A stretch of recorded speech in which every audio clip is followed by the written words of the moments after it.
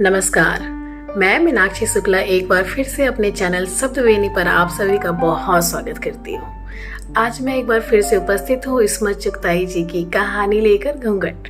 चलिए सुनते हैं। सफेद चांदनी बिछे तख्त पर बगुले के परों से ज्यादा सफेद बालों वाली दादी बिल्कुल संगमरमर का भद्दा सा ढेर मालूम होती थी, जैसे उनके जिस्म में खून की एक बूंद ना हो। उनकी हल्की सुरमई आंखों की पुतलियों तक पर सफेदी रेंग आई थी और जब वो अपनी बेनूर आंखें खोलती तो ऐसा मालूम होता सब रोजान बंद है। खिड़कियां दबीज पर्दों के पीछे सहमी छिपी बैठी हैं।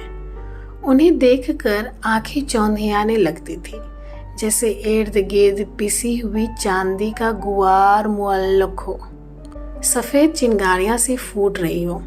उनके चेहरे पर पाकीज़गी और दोसीज़गी का नूर था। 80 बरस की इस कुंवारी को कभी किसी मर्द ने हाथ नहीं लगाया था। जब वो 13-14 बरस की थी तो बिल्कुल फूलों का गुच्छा लगती थी। कमर से नीचे झूलते हुए सुनहरे बाल और मैदा सहाब रंगत सवाब जमाने की गर्दिश ने चूस लिया, सिर्फ मैदा रह गया था। उनके हुस्न का ऐसा सोहरा था कि अम्मा बाबा की नींदें हराम हो गई थी। डरते थे कहीं उन्हें जिन्न ना उड़ा कर ले जाए, क्योंकि वो इस धरती की मखलूक लगती ही नहीं थी। फिर उनकी मंगनी हमारी अम्मा के मामू से हो गई। जितनी दुल्हन गोरी थी उतने ही दुल्हा मियाँ स्याह भट्ट थे। रंगत को छोड़कर हुस्न और मर्दांगनी का नमूना थे। क्या डसी हुई फटारा आंखें, तलवार की धार जैसी खरी नाक और मोतियों को मांद करने वाले दांत, मगर अपनी रंगत की स्याही से बेतरह चिढ़ते थे। जब मंगनी हुई तो सबने खूब छेड़ा, हाय दुल्हा हाथ लगाएगा तो दुल्हन मैली हो जाएगी, चांद को जानो ग्रहण लग जाएगा। काले मियाँ उस वक्त 17 बरस के खुद सर बिगड़े दिल बिछड़े थे। उन पर दुल्हन के हुस्न की कुछ ऐसी हैबत तारी हुई कि रात ही रात जोधपुर अपने नाना के यहाँ भाग गए। दबी जबान से अपने हमउम्रों से कहा, मैं शादी नहीं करूँगा। ये वो जमाना था जब चूचरा करने वालों को जूते से दुरुस्त कर लिया जाता था। एक दफा मंगनी हो जाएगी तो फिर तोड़ने की मजाल नहीं थी, नाके कट जाने का हादसा होता था। और फिर दुल्हन में ऐब क्या था? यही कि वो बेइंतहा हसीन थी। दुनिया हुस्न की दीवानी है और आप हुस्न से नल्ला, बदमजाकी की हद। वो मगरूर है, दबी जवान से कहा। कैसे मालूम हुआ? जबकि कोई सबूत नहीं, मगर हुस्न जाहिर है मगरूर होता है और काले मियाँ किसी का गुरूर झेल जाएं, ये नामुमकिन। नाक पर मक्खी बिठाने के रवादार न थे। बहुत समझाए कि मियाँ वो तुम्हारे निकाह में आने के बाद तुम्हारी मिल्कियत होगी, तुम्हारे हुक्म से दिन को रात और रात को दिन कहेगी, जिधर बिठाओगे बैठेगी, उठाओगे उठेगी।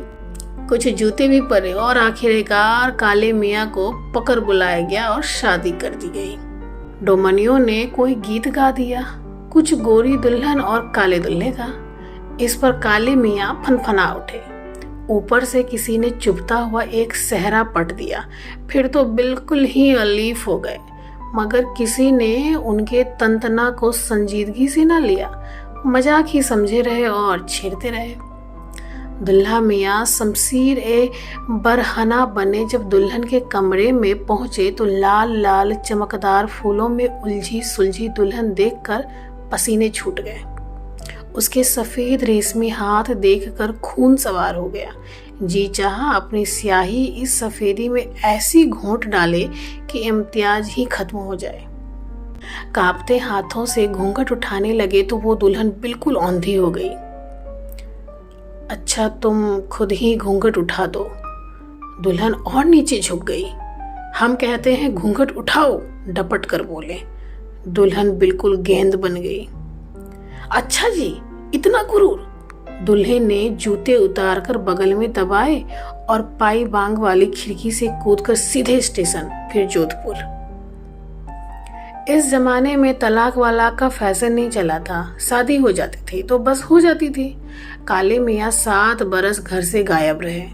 दुल्हन ससुराल और मीका के दरमियान मुअल्लक रही। माँ को रुपया पैसा भेजते रहे। घर की औरतों को पता था कि दुल्हन अनछुई रह गई। होते होते मर्दों तक बात पहुंची। काले मियाँ से पूछताछ की गई। वो मगरूर है। कैसे मालूम? हमने कहा घूंघट उठाओ, नहीं सुना। अजब गौदी हो, अमां कहीं दुल्हन खुद घूंघट उठाती है? तुमने उठाया होता। हरगिज नहीं, मैंने कसम खाई है वो खुद घूंघट नहीं उठाएगी तो चूल्हे में जाए। अम्मा, अजब नामर्द हो, दुल्हन से घूंघट उठाने को कहते हो, फिर कहोगे वो आगे भी पेशकदमी करे। अजील लाहौल बला कुब्बा। गौरी बी के माँ बाप इकलौती बेटी के गम में घुलने लगे। बच्ची में क्या ऐब था कि दूल्हे ने हाथ ना लगाया? ऐसा अंधेर तो ना देखा ना सुना। काले मियाँ ने अपने मर्दांगिनी के सबूत में रंडीबाजी, लौंडेबाजी, मुर्गबाजी, कबूतरबाजी गरज कोई बाजी ना छोड़ी और गौरी भी घूंघट में सुलगती रही। नानी अम्मा की हालत खराब हुई तो 7 बरस बाद काले मियाँ घर लौटे। इस मौका को गनीमत समझकर फिर बीबी से उनका मिलाप कराने की कोशिश की गई। फिर से गौरी भी दुल्हन बनाई गई, मगर काले मियाँ ने कह दिया, अपनी माँ की कसम खा चुका हूँ, घूंघट मैं नहीं उठाऊंगा। सबने गौरी बी को समझाया, देखो बनू, सारी उम्र का भुगतान है, शर्म और हया को रखो ताक में और जी करा करके तुम आप ही घूंघट उठा देना। इसमें कुछ बेशर्मी नहीं, वो तुम्हारा सोहर है, खुदाए मजाजी है, उसकी फर्मा बद्दारी तुम्हारा फर्ज है, तुम्हारी नजात तो उसका हुक्म मानने में ही है। फिर से दुल्हन सजी से सजाई, पुलाव जर्दा पका और दुल्हा मियाँ दुल्हन के कमरे में धकेले गए। गौरी भी अब 21 बरस की नौखेज हसीना थी। अंग अंग से जवानी फूट रही थी, आंखें बोझल थी, सांसें भरी थी।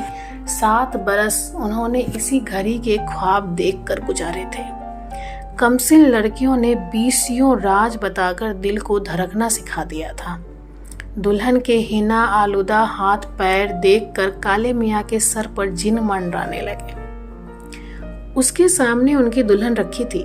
14 बरस की कच्ची कली नहीं, एक मुकम्मल गुलदस्ता। राल टपकने लगी। आज जरूर दिन और रात को मिलकर शर्मगी शाम का समा बंधेगा। उनका तजर्बे का जिस्म शिकारी चीते की तरह मुंहजोर हो रहा था। उन्होंने अब तक दुल्हन की सूरत नहीं देखी थी। बदकारियों में भी इस रस भरी दुल्हन का तसव्वुर दिल पर आरे चलाता रहा था। घूंघट उठाओ, उन्होंने लरजती हुई आवाज में हुक्म दिया। दुल्हन की छंगुली भी ना हिली। घूंघट उठाओ, उन्होंने बड़ी लजाजत से रोनी आवाज में कहा। सुकूत तारी है, अगर मेरा हुक्म नहीं मानोगी तो फिर मुंह नहीं दिखाऊंगा। दुल्हन टस से मस ना हुई। काले मियाँ ने घुसा मारकर खिड़की खोली और पाई बांग में कूद गए। इस रात के गए वो फिर वापिस ना लौटे। अनछुई गौरी भी 30 साल तक उनका इंतजार करती रही। सब मर खप गए। एक बूढ़ी खाला के साथ फतेहपुर सिकरी में रहती थी कि सुनावने आए दुल्हा आए हैं। दुल्हा मियाँ मोड़ियों में लोट पीट कर अमराज का पुलंदा बने आखिरी दम वतन लौटे। दम तोड़ने से पहले उन्होंने इल्तजा की कि गौरी बी से कहो आ जाओ, दम निकल जाए। गौरी बी खंभे से माथा टिकाए खड़ी रही। फिर उन्होंने संदूक खोलकर अपना तार तार सहाना जोरा निकाला, आधे सफेद सर में सुहाग का तेल डाला और घूंघट संभालती लव दम मरीज के सिराहने पहुंची। घूंघट उठाओ, काले मियाँ ने नज्म के आलम में सिसकी भरी। गौरी बी के लरजते हुए हाथ घूंघट तक उठे और नीचे गिर गए। काले मियाँ दम तोड़ चुके थे। उन्होंने वहीं उकरू बैठकर पलंग के पाए पर चूड़ियाँ तोड़ी और घूंघट के बजाय सर पर रंडापे का सफेद दुपट्टा खींच लिया।